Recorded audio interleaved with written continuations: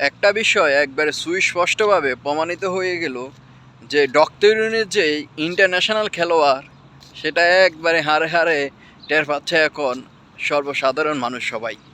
ভারতে এবার হয়তো টের পাইছে যে আপনারা দেখুন 18 তারিখ সরি 8 তারিখ গত 8 তারিখের ঘটনা।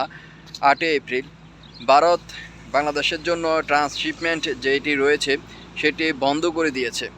তো বন্ধ করে দেওয়ার পরে মাত্র 10 দিন হয়েছে, আজকে হচ্ছে 18 তারিখ।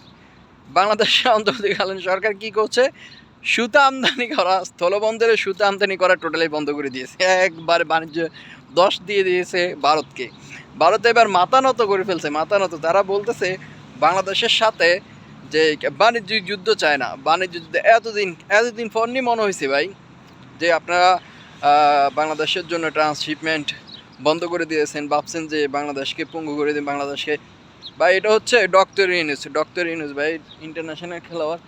সে কী করলো, সুতা আমদানি স্থলবন্দরে বন্ধ করে দিল।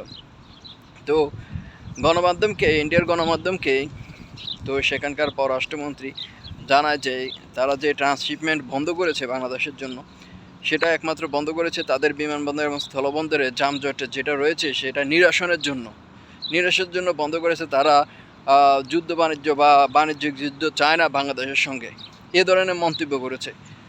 তো টের পাইছেন তো? হ্যাঁ, এটা অন্য কেউ না ভাই, এটা হচ্ছে ডক্টর ইউনূস, ইন্টারন্যাশনাল মাল। ঠিক আছে, আপনি একটা বন্ধ করে দিছেন, সে আর একটা বন্ধ করে দিছে। এখন ল ঠেলা, এখন এবারে নিজেরাই মাথা নত করেছে, মাথা নত করে ফেলছে।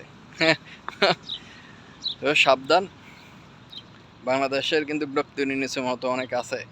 ডক্টর ইউনূস একটাই যথেষ্ট বাংলাদেশের জন্য।